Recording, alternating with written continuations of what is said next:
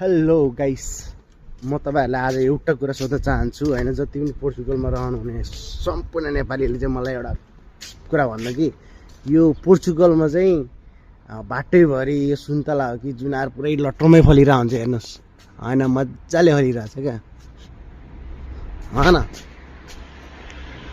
मज्जाले फलिरहेछ यो हैन।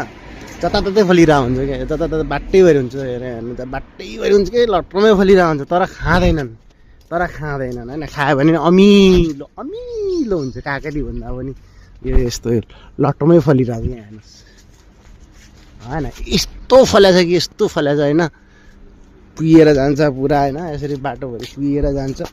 अनि सो तपाईहरुले मलाई भन्नुहोस् कि किन गर्छ होला? बाटैभरि हुन्छ, जताततै हुन्छ पोर्चुगलमा हैन।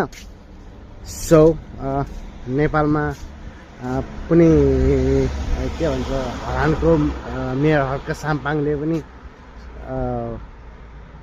श्रमदान गर्दाखेरि चाहिँ अब जति पनि फलफुलहरू रोपेर, बोट बिरुवा रोपेर फलफुल चाहिँ खाएर जाओस्, बाँदरले खाओस्, मान्छेले खाओस् भन्छ नि, त्यस्तै टाइपको पनि यो पनि त्यस्तै हो। तर बाँदरले चाहिँ खाँदैनन्, मान्छेले पनि खाँदैनन्, यो कुहिएर जान्छ। चराचुरुङ्गी खाँदैनन्, कुहिएरै जान्छ यो चाहिँ हैन।